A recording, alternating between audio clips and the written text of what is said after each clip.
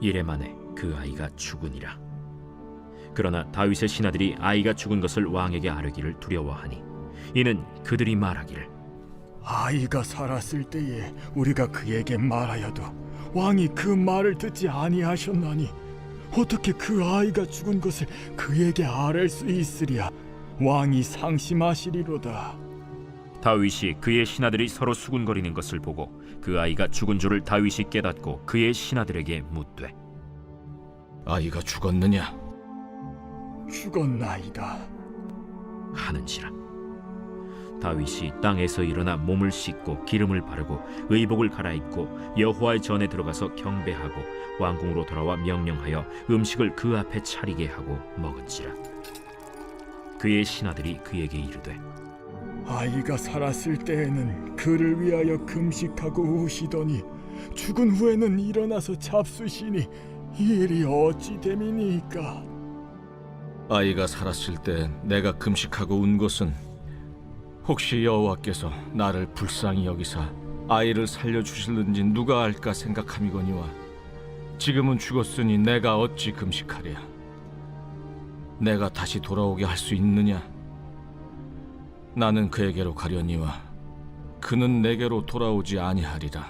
안녕하세요. 박혜정입니다. 사무엘하 14장 말씀 마지막 부분입니다. 할렐루야. 우리가 이렇게 성경을 읽으면서 하나님께서 사람들을 어떻게 기다리시고 사랑하시는지를 볼 수 있는 것은 큰 축복이고 영광이라고 생각합니다. 성경이 특히 한국말로 이렇게 번역이 되어 있다는 것이 얼마나 큰 감사인가 생각해 봅니다. 오늘 그 다윗과 또 압살롬 이야기가 계속됩니다. 압살롬이라는 분은 다윗의 셋째 아들이죠. 근데 어떤 일이 일어났습니까? 다윗이 밧세바를 범하면서 죄를 짓게 되죠. 죄를 짓게 되면서 하나님께서 너는 왕은 계속 할 수 있지만 이 죄 때문에 집안에 문제가 계속 생길 거에 대해서 경고하셨고 그 일들이 일어나는 과정들을 저희들이 보고 있습니다. 압살롬의 어떠함도 참 중요한데 다윗이 먼저 시작한 일이라는 것을 저희들이 생각해 보면 참 좋을 것 같아요. 다윗은 참 훌륭한 사람이에요. 이런 일들이 계속 진행되고 있는데도 역대상하를 저희들이 보게 되면은 다윗이 얼마나 예배를 세우고 하나님의 나라를 오게 하기 위해서 계속 노력했는가를 볼 수 있습니다. 그래서 수많은 고난들 지금 겪게 되는 우리가 읽고 있는 이 성경의 내용처럼 참 힘든 어떤 시간을 겪었지만 다윗은 결국 하나님을 놓지 않고 하나님 앞에서 바로 서기 위해서 부족한 부분이 많았지만 노력했었다. 하나님을 위해서 계속 제대로 서려고 노력했었다라는 그런 부분을 저희들이 보면서 우리들의 이 연약함을 우리가 어떻게 감당해야 될지를 생각해보는 좋은 시간이면 좋을 것 같아요. 다윗은 밧세바를 범하고 나단 선지자의 방문을 받았을 때 내가 잘못했다라고 고백을 바로 하죠. 근데 오늘 압살롬은 어떻게 합니까? 32절에 보면은 내가 죄가 있다면 나를 죽여 이렇게 이야기하죠. 내가 죄가 있다면 내가 죄가 있는 거 보고 이 말은 내가 죄가 있습니다 라고 인정하는 게 아니라 나를 판결해봐 라는 그런 교만한 이야기라고 볼 수 있겠습니다. 이것이 바로 다윗과 압살롬의 차이죠. 다윗은 지금 잘 하고 있지 못해요. 이런 가족을 관리하는 부분에서 아버지로서 해야 될 일을 잘 하고 있지 못합니다. 왜 그렇습니까? 이분이 아버지의 사랑을 받아보지 못했죠. 하나님 아버지의 사랑을 받은 것으로 이 가족을 이끌었어야 되는데 인간의 아버지로부터 받은 연약함이 있다 보니까 그것이 아들들을 관리하고 딸을 관리하는 부분에 있어서 많이 드러난다고 볼 수 있습니다. 그런데 다윗은 이 연약함에도 불구하고 하나님의 마음에 합한 자라는 그런 칭찬을 듣게 되는 그런 일을 저희들이 또 보면서 우리가 어떤 연약함을 어떻게 지고 나가야 될 것인가를 또 생각해 볼 수 있다고 생각해요. 그 연약함은 해결할 수 없는 부분이 있을지도 모르겠다라는 생각이 듭니다. 이것은 뭐 운명론적으로 제가 말씀드리는 건 아니고 성경을 보고 또 우리들의 삶을 생각해 보면 저희들의 참 연약한 점이 있잖아요. 어떠세요? 저는 아직도 저의 연약한 점이 너무 많고 연약한 점이란 약점이라고 해야 될까요? 죄를 짓는 면이라고 해야 될까요? 예를 들면 성격이 급하다. 또 어떤 사람은 또 게으르다. 어떤 사람은 또 뭐가 있을까요? 뭐 너무 앞서간다. 아니면 어떤 사람은 너무 소극적이다. 또는 어떤 분은 뭐 아니면 병이 있다. 여러 가지 아니면 너무 가난하다라든지 아니면 너무 돈이 많다라든지 여러 가지 성향적인 거를 우리들의 삶을 나타내는 것 같은 그런 특징들을 좀 가지고 있고 그것은 은혜를 좀 받을 때는 좀 잠잠했다가 뭔가 하나님의 은혜와 조금 떨어진 것 같고 내가 좀 나서게 되면은 또 죽은 내가 살아나는 것을 저희들이 느끼잖아요. 다윗도 또한 그랬다는 걸 볼 수 있습니다. 그래서 좀 위로가 많이 된다고 해야 될까요?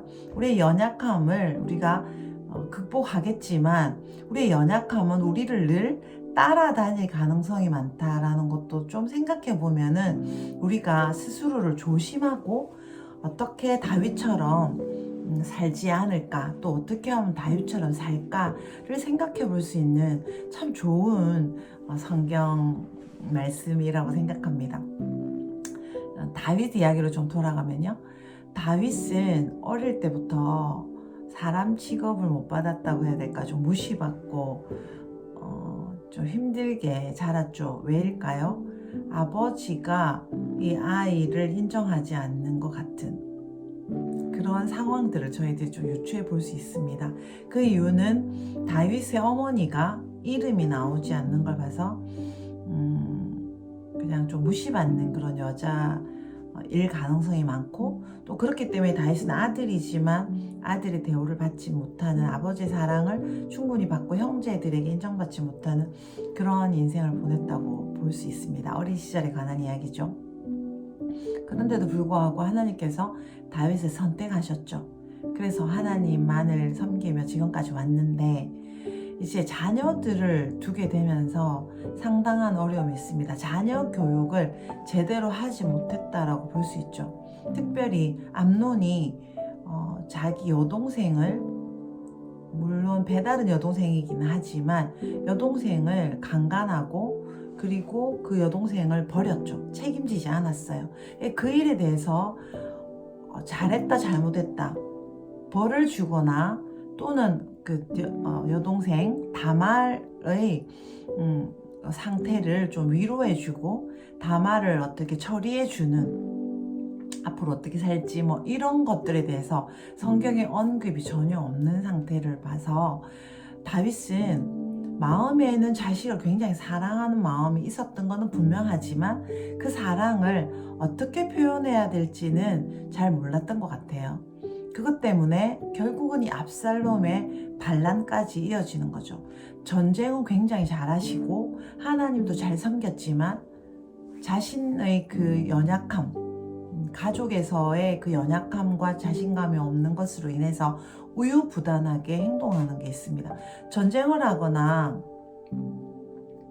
그러니까 사람들을 하나님께로 인도하고 이런 걸 보면은 굉장히 정확한데 자신의 약한 부분, 이 가족, 특히 자녀들이 뭐라고 한다, 아들들이 어떻게 할 때는 다윗이 어떻게 할지를 몰랐다고 저희들이 볼 수 있습니다. 그러면 이 일이 우리 삶에 좀 전에 제가 말씀드린 것처럼 우리 삶에 가져온다면 어떻게 해야 될까요? 우리가 이런 연약한 점이 다윗처럼 있을 수 있다라는 거를 인정하는 좋은 시간이면 참 좋을 것 같아요. 우리가 하나님을 잘 섬기고 잘하는 면이 있죠. 어떤 분은 직장에 잘 다니거나 어떤 분은 또 청소를 잘하거나 어떤 분은 또 음식을 잘하거나 어떤 분은 투자를 잘하거나 어떤 분은 또 신앙이 또 너무 좋고 교회에 너무 충성하고 그게 너무너무 좋을 수 있어요. 그런데 하나님께서 기뻐하시지만 자녀들을 양육하는 부분에서 다윗이 약했던 것처럼 또 여자에 좀 약했던 걸 볼 수 있잖아요. 여자 음란하다고 해야 될까요? 어떤 그런 부분에서 이분이 약하셨고 그것 때문에 나머지 그 삶을 굉장히 어렵게 지내게 되는 걸 저희들이 볼 수 있죠. 그래서 우리 삶에도 우리의 죄, 우리의 연약함이 우리의 인생을 꼬이게 만들 수 있다는 걸 좀 생각하면서 나 자신이 성격이 어떤지, 내가 어떤 부분에 상처가 있는지 그런 것이 나의 삶을 이끌어가지 않도록 하는 것은 참 중요한 일이라고 생각해요. 여러분 어떻게 생각하세요? 저도 그런 걸 참 생각을 많이 하려고 노력해요. 왜냐하면 저 인생도 하나님을 잘 믿고 싶어 하는 사람이잖아요. 근데 하나님만 잘 믿으면 되는 게 아니라는 거죠. 하나님을 잘 믿는데 다윗처럼 자신의 연약함으로 인생을 끌고 나가다 보면은 하나님을 잘 믿는 면 때문에 칭찬 듣는 면도 있지만 내 가족이 나 때문에 너무나 힘들어지고 그리고 나 자신 또한 그 일이 힘들어지면은 나도 힘들어지는 거잖아요. 그래서 그런 부분이 있다는 것을 생각하면서 나의 연약함이 나를 끌어가지 않도록 제가 조심하려고 참 노력해요. 그럼 먼저 내가 무슨 연약함이 있는 걸 알아야 되겠죠. 그리고 또 상대방을 볼 때도 그분이 어떤 부분에 연약함이 있는지를 아는 건 참 중요해요. 그분을 판단하고 정죄하라는 뜻이 아니라 그분하고 무슨 관계를 해나가는데 그분이 이런 연약함이 있다는 것을 우리가 아는 건 참 중요하고 그분이 그 연약함 때문에 힘들어지지 않도록 우리가 지지하고 판단 정죄하지 않지만 그 연약함이 있다는 거를 뭐라고 할까요? 좀 인지시켜주고 또는 그 연약함을 우리가 비난하거나 그 연약함 때문에 우리가 휘둘리지 않도록 하는 건 참 중요하다는 거죠. 예를 들어 압살롬이 있어요. 압살롬이 다윗의 연약함, 아버지지만 연약함이 있다는 걸 알았다면 압살롬은 지금처럼 행동하지 않았을 거고 압살롬이 특히 반역을 했기 때문에 압살롬은 어떻게 됐나요? 왕자로서 잘 살 수 있었는데 죽게 되죠. 결국 압살롬이 그 교만함, 압살롬이 좀 잘생기고 멋있었다 했잖아요. 여기 머리카락이 굉장히 많았다. 거의 2kg, 2.3kg 정도 되는 1년에 자라는 게 2.3kg 이게 얼마겠어요. 이게 2.3kg가 되려면은 정말 머리카락이 많았던 건데 특히 머리카락이랑 수염에 관해서 이스라엘 사람들이 생각하는 건 생명력이거든요. 그러니까 이 사람이 굉장히 하나님으로부터 축복을 많이 받았고 강한 남자다라는 인식을 또 갖고 있는 그런 부분이 머리카락이었다는 것입니다. 그러면 하나님의 축복을 굉장히 많이 받았는데 다윗 그 아버지에 대해서 오해하고 쓴 마음을 가지지 않고 아버지의 연약함을 보면서 도움이 되고 그것을 우리가 어떻게 같이 짐을 지고 나갈 건가 이렇게 생각했다면 압살롬이 그 교만함을 또 이겼다면 두 가지죠. 자신의 연약함, 자신의 약점. 다윗은 그런 제가 좀 전에 말씀드린 그런 연약함이 있었고 압살롬은 이제 왕자고 이러다 보니까 복수심과 자기 뜻대로 안 되면 힘들어하고 교만은 또 잘생겼으니까 교만한 그런 부분들이 약점이었다는 거예요. 그러면 이 약점으로 다윗의 약점을 이해한 거죠. 이게 참 중요한 부분이에요. 인생을 살아가는데 이것이 우리를 끌어가게 되는 경우가 참 많이 있습니다. 다윗을 보시면 다윗이잖아요. 다윗이니까 이런 부분에 대해서 이렇게 힘든 부분이 가정생활이 힘들었지만 그래도 신앙으로 이겨내고 하나님의 마음에 합한 자가 되었어요. 그러니까 우리는 어떻게 해야 될까요? 우리는 나의 연약함을 내가 먼저 인지하고 그 연약함이 나를 끌어가지 않고 그 연약함이 안경이 되어서 다른 사람의 연약함, 특히 리더의 연약함을 볼 때 그것을 그렇게 이해하게 되면은 원수가 되고 내 인생을 완전 망치고 압살롬은 죽었잖아요. 일찍 죽임을 당했어요. 그 교만함의 안경으로 다윗 아버지를 바라볼 때 자신의 죄를 회개하지도 못했고 그리고 다윗을 이해하지도 못했기 때문에 앙심을 품고 또는 그 분노를 해결하지 못해서 자기 나름대로 얼마나 힘이 들었겠어요. 압살롬이 힘들었을 거예요. 나름대로 굉장히 노력했습니다. 몇 년이나 노력했나요? 계산을 좀 해보면은 암논이 죽고 나서 다윗이 가만히 있었단 말이에요. 그 기간이 적어도 한 2년은 됐을 것 같아요. 그리고 나서 암논을 죽이죠. 그리고 어떻게 됩니까? 그술로 가요. 그술은 어디입니까? 벳세다입니다. 여러분 예수님이 벳세다 들판에서 기적을 행하셨죠. 그 벳세다는 다시 여기가 예루살렘이면요. 이스라엘이 이렇게 길게 좀 생겼어요. 여기가 예루살렘이면 여기가 갈릴리 지역이거든요. 갈릴리 지역 근처에 벳세다가 있습니다. 그 벳세다를 다른 말로 하면 그 벳세다라는 곳에 그술 왕국이 있었어요. 그래서 이 사람의 어머니가 누구? 압살롬의 어머니가 그술의 이 지역의 이 왕의 딸이었기 때문에 이쪽으로 도망가 있었던 거예요. 그게 몇 년인가요? 그게 3년이에요. 그럼 벌써 5년 됐죠. 그리고 나서 이제 다윗이 14장 앞쪽에 보시면은 다윗의 마음이 압살롬에게 있었다. 암논이를 해결하지도 못하고 다말도 해결하지도 못했는데 이 상태에서 또 압살롬을 너무 좋아하는 겁니다. 이게 츤데레라고 해야 됩니까? 마음은 압살롬을 너무 사랑해요. 근데 그 사랑을 제대로 표현할 힘이 다윗에게 없었던 것입니다. 그래서 다윗의 마음이 압살롬에게 있었다. 압살롬 위에 있었다. 원어적으로 이렇게 표현하고 있습니다.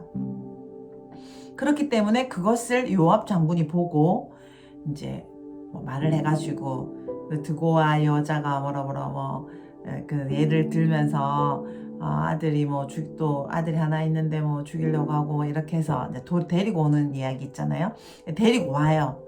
그리고 거기 데리고 왔는데 또 거기서 해결을 못해요. 그러면 니 이거 잘못했으니까 벌을 받아라. 아니면 너는 이걸 용서해 줄게. 이렇게 말을 해야 되는데 그냥 데리고 와서 또 2년을 있는 거예요. 그럼 몇 년이에요? 2년, 3년, 5년, 7년을 있는 것입니다. 7년을 있다 보니까 7년보다 좀 더 될 수도 있겠죠. 이러다 보니까 그 동안에 압살롬이 교만한 데다가 다윗이라는 아버지를 대하는 마음이, 아버지의 연약함을 보는 그 마음이 원수되는 마음, 분한 마음, 그런 걸로 막 소용돌이치게 되는 과정이 있는 겁니다. 오늘 결국은 이제 만나죠. 만나는 것도 어떻게 만나요? 굉장히 어렵게 만나죠. 요압 장군한테 계속 부탁을 해도 말을 안 들어주니까 세상에 그 밭에 불을 지르잖아요. 그 생각을 해봐요. 어떻게 생각해야 될까요? 불을 지르는 거를 이렇게 좀 예를 들자면 이런 거예요. 누가 우리가 말을 안 들어준다고 우리 집을 태워버리는 거예요. 우리 회사에 와서 회사를 망쳐버리는 거예요. 그거와 똑같은 것입니다. 이제 보리 농사라는 게 얼마나 중요합니까? 근데 거기다가 불을 지르니까 이제 그런 식으로 압살롬이 참지를 못하기도 하고 또 참을 만큼 참았기도 해요. 그렇지만 그 굉장히 폭력적이고 자기 주도적인 거를 이 이야기에서 볼 수 있죠. 그래서 압살롬이 이제 요압을 이렇게 의도대로 이렇게 해서 요압이 와서 왕에게 인도를 해줍니다.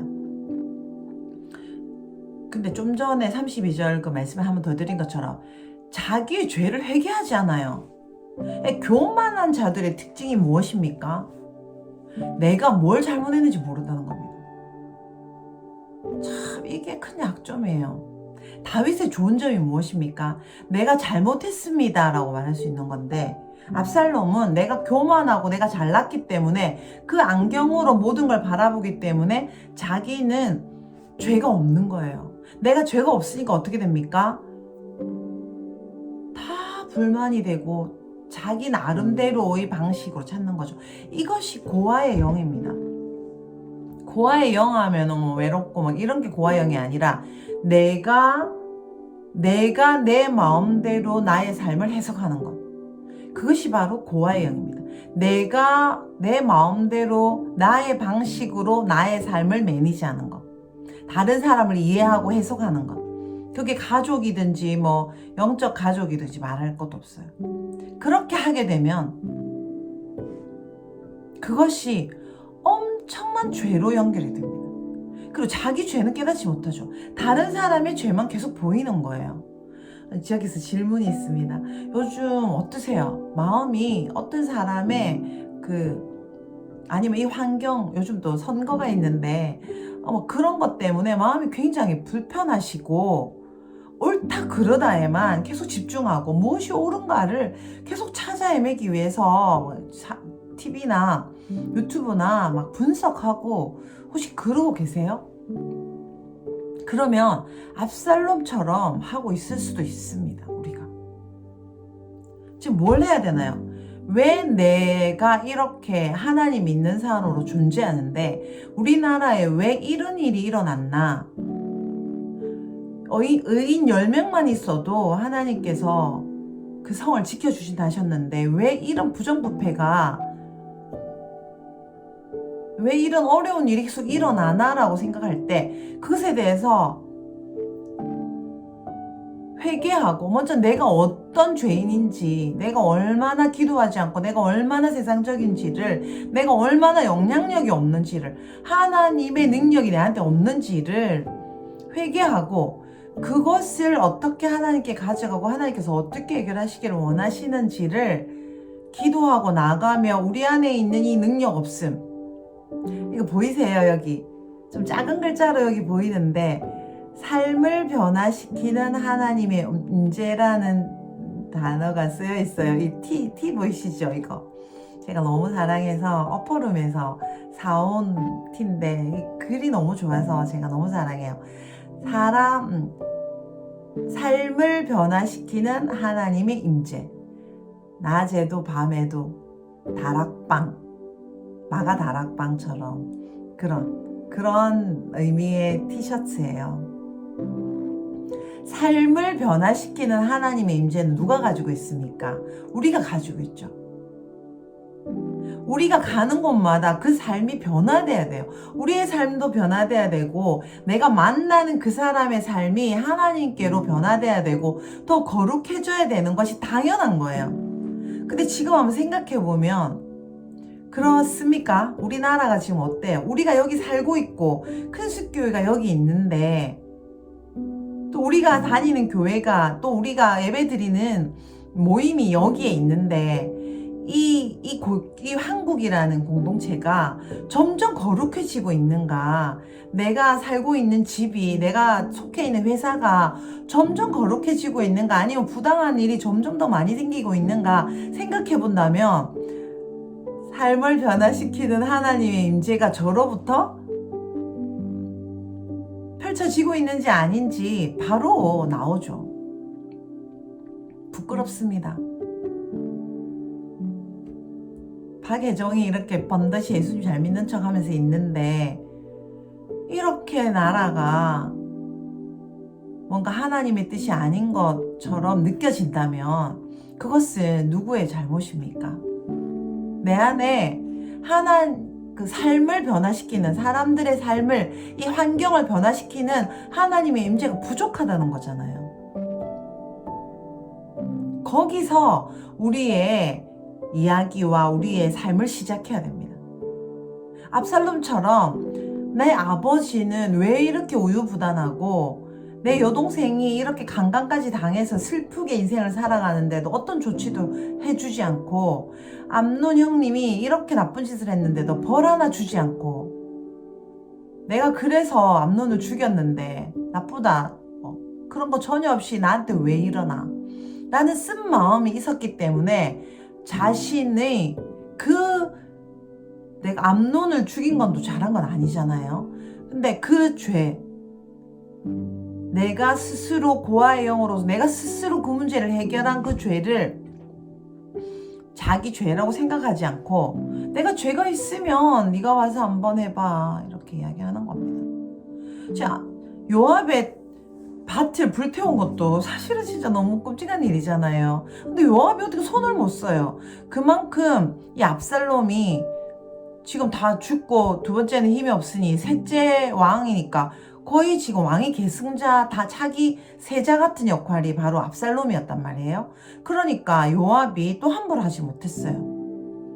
자기의 지위를 이용해서 회개하지 못하는 사람이 바로 압살롬이었고, 그 안경, 그 교만하고 또 외모가 훌륭하다 보니까 다른 사람의 마음을 얻다 보니까 잘난 그걸로 아버지의 연약함을 바라보고 비난하며 앙심과 자신이 스스로 해결하라는 거를 하게 된 그 압살롬의 최후를 생각하면 저희들이 어떻게 삶을 매니지해야 될지 지금 좀 오늘 결정할 수 있어요. 똑같이 연약함이 있었어요. 다윗이 연약함이 많았죠. 고치지도 못한 거예요. 결국은 뭐 아들들하고 해결도 잘 안 됐죠. 그런데 자신이 잘못했다는 걸 깨닫고 그 연약함에도 불구하고 하나님께로 계속 나아가며 그 연약함을 자신의 무기로 삼지 않고 하나님께 그 연약함을 깨트리기 위해서 그 시편을 통해서 보시면 수많은 회개와 그 몸부림들을 저희들이 보잖아요. 그래서 그 다윗은 결국 하나님 마음에 합한 자라는 것뿐 아니라 그 이스라엘 전체를 주님께로 데려가는, 여기 삶을 변화시키는 하나님 임재를 결국 가지고 있는 사람이 된 거예요. 할렐루야. 그렇지만 압살롬은 그 연약함을 가지고 다른 사람을, 특히 지도자, 특히 아버지를 비난하고 자기가 스스로 해결하려고 하며 일단 회개할 줄을 모르는 거, 자기가 뭐가 잘못이라는 걸 모르는 거, 합리화하는 거.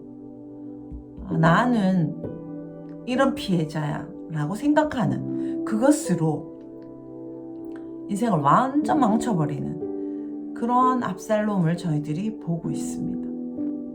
할렐루야. 어떻게 삶을 매니지해야 될까요? 어떻게 삶을 매니지해야 될까요? 우리의 연약함이 사라졌는데도 사라지지 않는 것처럼 우리를 따라다닙니다. 우리는 예수 그리스도의 생명으로 살고 하나님 아버지의 능력을 가진 자지만 우리의 연약함은 마치 죽지 않은 것처럼 우리를 계속 따라다니면서 다윗처럼, 압살롬처럼 그렇게 인생을 어렵게 살도록 만들어 갑니다.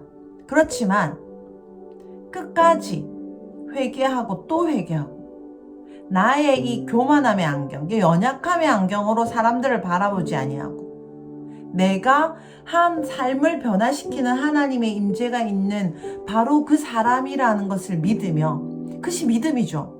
내가 지금 하는 행동을 보니까 그런 임재가 없는 것만 같은데 내가 환경을 변화시키는 하나님 임재가 나에게 있다라는 걸 믿으며 그 환경이든지 그 상대방의 또는 그 리더의 연약함을 어떻게 해석할지 우리가 결정하는 것, 그것이 바로 우리 삶을 매니지하는 비결이라고 할 수 있겠습니다. 자신의 죄를 회개하고 자신의 연약함이 뭔지 그거를 끝까지 쥐고 가는 것이 아니라 그거를 완전히 십자가 앞에 내려놓고 그 교만함을 지고 가고 싶잖아요. 얼마나 편해요. 그죠? 멋있게 막 걔가 사람들이 막 좋아하고 그걸로 다윗을 힘들게 하는 좀 쉬운 방법이죠. 그게 아니라 내 무기, 피해자 되고 싶은 무기, 사람들을 세상이 왜 이래 정말 다 너무 나쁜 것 같아 이런 무기. 난 해도 안 돼 정말 힘들어. 다른 사람 원래 부자였잖아. 머리가 나쁜 것 같아. 내 성격 이런데 어쩌라고. 난 원래 이렇게 태어났어. 저 사람 나한테 정말 잘 안 되는 것 같아. 뭐 그런 생각들 있잖아요. 우리나라는 안 돼. 뭐 우리 누구는 정말 안 돼. 우리 리더는 뭐 이래서 안 되고. 회사에서도 너무너무 비난하고 싶고. 그분이 정말 부당하게 하잖아요 또. 그것에 대해서 정당하게 말을 하고. 하는 것이 나쁜 것이 아니라 그 말하는 태도가 문제라는 겁니다. 압살롬 같은 태도. 근데 우리 안에 있지 않습니까? 저 안에 너무나 많이 있습니다. 다윗은 언제 어떻게 하죠?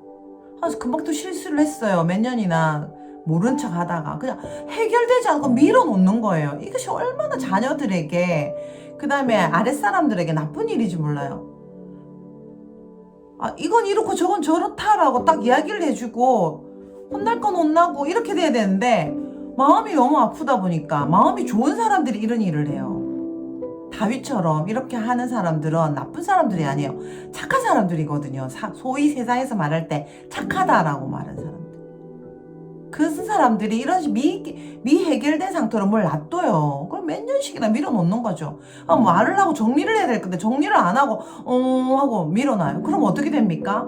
그 상대방은 그것 때문에 너무 화가 나고 속이 뒤집어져서 반역을 일으키게 되는 거예요.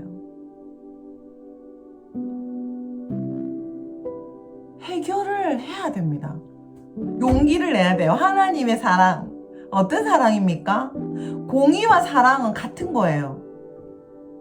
근데 지금 왕으로서의 공의와 아버지로서의 사랑 때문에 이 두 가지 때문에 너무나 힘들어하다가 아무것도 못하고 결국 압살롬에게 반역을 당하죠. 그 마지막에 또 어떻게 합니까? 압살롬이 죽었어요. 근데 뭐 압살롬 하면서 또 울죠. 다윗은 자녀들을 너무 사랑했어요. 근데 사랑하는 방식이 자녀들을 죽이는 방식이라는 것입니다. 막 울고 이런 게 좋은 것 같습니까? 오늘 보니까 좋은 게 아니에요. 이건 이거다, 아니다. 정확하게 이야기해 주는 게 참 좋을 것 같죠. 다윗도 못한 것을 저희들이 또 어떻게 할 수 있을까 생각하니 용기가 없지만 우리 안에는 하나님이 계시니 우리는 또 할 수 있을 거라고 믿습니다. 할렐루야. 압살롬에게 다윗이 입을 맞춰요. 근데 오늘 보시면 왕이 압살롬에게 입을 맞췄다 이렇게 나오거든요. 그죠? 33절에 보시면은 아버지가 압살롬에게 아들에게 입을 맞추는 것이 아니라 지금 권리를 다시 회복시켜 주는 거죠. 왕자로서의 권리. 지금 완전 은둔 상태에 뒀는데 왕자로서 일할 수 있도록 한번 권위를 회복시켜 주는 거예요. 근데 바로 15장 1절 이거 연결됐다고 보셔야 되거든요. 내일 말씀인데 바로 반역을 시작합니다. 입 맞추고 화해하는 장면이 아니에요. 미해결 상태에서 아무 말도 하지 않고 그냥 해결하는 거는 바로 반역의 시작을 가져온다는 거죠. 우리 생각에는 내가 입 맞춰줬잖아 라고 생각하겠지만 그때부터 4년간 압살롬은 반역을 준비하고 당장 보시면은 병거 이거 왕의 행렬을 자기가 준비를 해요. 그리고 그때부터 4년간이나 백성의 마음을 훔치죠. 그 일이 바로 지금 이어지는 것이 오늘 이 화해의 장면입니다. 미해결된 상태로 아무 말도 하지 않고 잘했다 잘못했다 정리해주지 않고 그냥 밀어두는 거, 두려워서 밀어두는 거, 그것은 바로 우리 삶을 완전히 망치는 지름길이라는 것을 저희들이 또 알게 됩니다. 할렐루야. 오늘 좀 참 중요한 말씀이고 중요한 장이라고 생각합니다. 다윗이 총 40년을 다스리잖아요. 근데 이때가 암논이 죽었을 때가 밧세바를 그렇게 했을 때가 한 20년 정도라고 이렇게 추정을 해요. 학자들이. 그래서 10년 정도 지났죠. 압살롬이 이제 완전 반역을 4년 후에, 여기 아까 그 더해서 4년이나 더 기다리는 겁니다. 아까 2년 정도 했었고요. 그 수레가 3년, 그 5년이죠. 거기다가 2년 예루살렘 돌아와서 썩었죠. 그럼 7년이죠.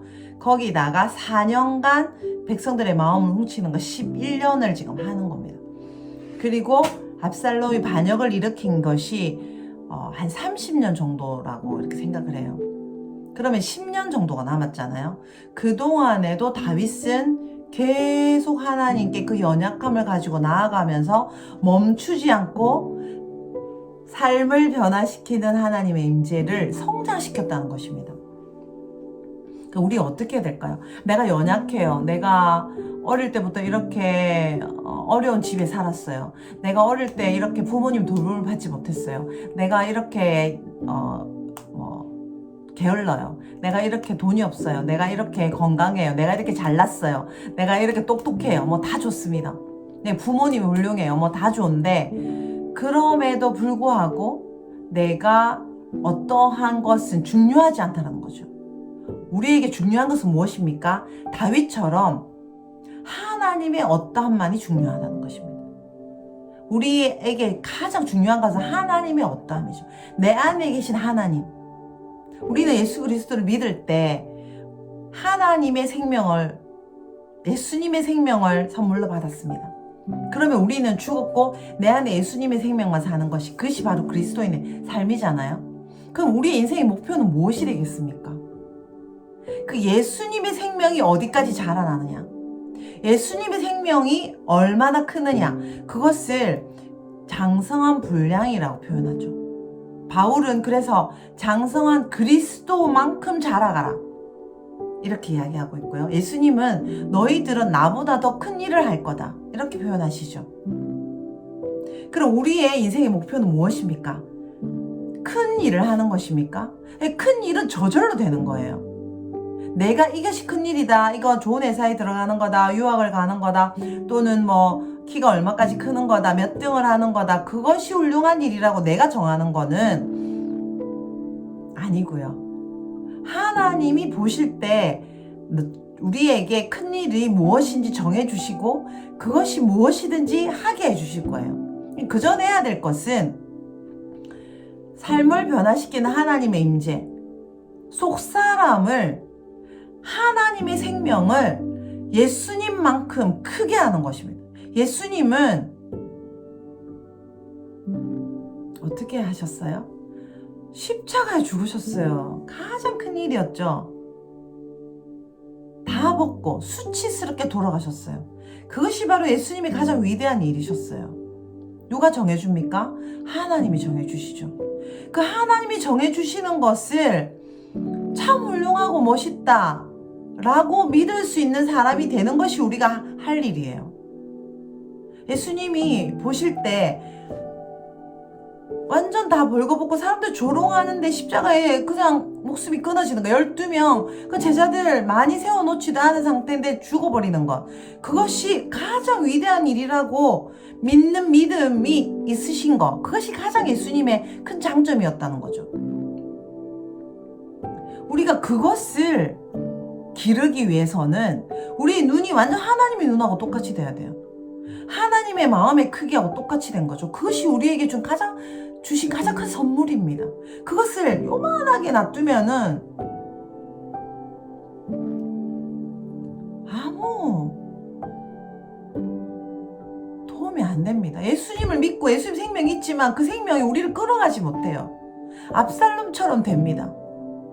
날마다 슬퍼하고 아버지 나한테 왜 이러나, 이걸 내가 어떻게 내 힘으로 요압의 땅에 불을 질러서라도 내가 이것을 하겠다, 아버지를 죽여서라도 내가 배반을 해서라도 진짜 너무 끔찍한, 이스라엘을 두 쪽을 내서라도 내가 반드시 나의 꿈을 이루겠다라는 그 큰 일이라는 것이 참 너무 끔찍한 일이잖아요. 그것이 어떻게 해서 그런 일이 생기는 것입니까? 아까 처음에 말씀드린 것처럼 나의 연약함에 나의 무게를 싣게 되면, 나의 연약함에 나의 무게를 싣게 되고 상대방과 이 환경의 연약함에 우리의 그 안경으로 그 연약함을 해석하게 되면은 우리 인생은 그것으로 돌진하게 되고 매진하게 돼서 열매를 맺는데 나를 파괴하는 열매를 맺게 됩니다. 어떡해요. 근데 그러고 싶은데 어떡해요. 예수님처럼 나의 일을 하나도 말하지 않고 아버지의 일만 말하시는 분, 그분이야말로 오고 오는 이 온 영원한 영광을 받게 되는 비결의 사람이고 신이셨다는 것입니다. 우리의 인생도 그럴 때 가치가 있습니다. 다윗은 그 비결을 이해했어요. 그렇기 때문에 예수님이 오시지도 않았는데, 지금 예수님이 오시지도 않은 1000년 전에 오실 예수님을 준비하는 그런 사람이었다는 것입니다. 할렐루야. 무엇이 귀한 것입니까? 삶을 변화시키는 하나님의 임재. 무엇이 삶을 변화시키는 하나님의 임재입니까? 우리 안에 계신 예수 그리스도, 그분밖에 없습니다.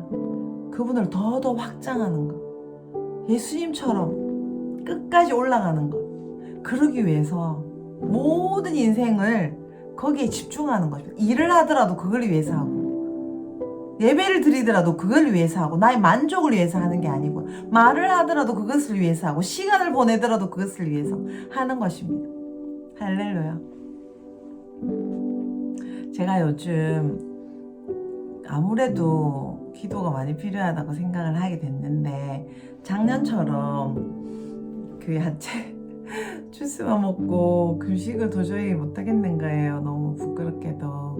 그래서 이제 하루에 한 끼만 먹고 금식을 하는데, 그것뿐 아니라 좀 미디어도 금식을 해야 되겠다는 생각이 들었어요. 제가 요 몇 년간 휴대폰을 좀 많이 사용하게 됐거든요. 휴대폰에 유튜브가 있잖아요. 근데 그 유튜브를 제가 굉장히 많이 보는 것을 제가 스스로 발견하게 됐어요. 물론 제가 휴대폰에 유튜브를 본다면은 건강이나 영어 회화 이런 걸 많이 봤는데, 성경을 읽을 때보다 휴대폰에서 제가 그 유튜브를 볼 때 시간이 너무 빨리 지나간다는 걸 알게 됐어요.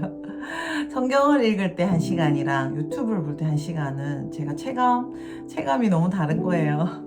그러면서 요 몇 년간 하나님께서 저한테 알려주신 것이, 온 세상 사람들이 하나님으로부터 진리를 깨닫는 것이 아니라, 유튜브 물론 설교도 있죠. 물론 성경 공부도 있겠죠. 그렇지만 흘러 들어오는 그 하나님의 지식이라고 해야 될까요? 믿음이 들음에서 나는데, 이 말씀 자체를 듣는 게 아니라 뭔가 해석된 뭔가를 우리들이 많이 받아들이고 있고, 그것이 우리를 끌어간다는 것을 저 뼈저리게 좀 깨닫게 됐습니다.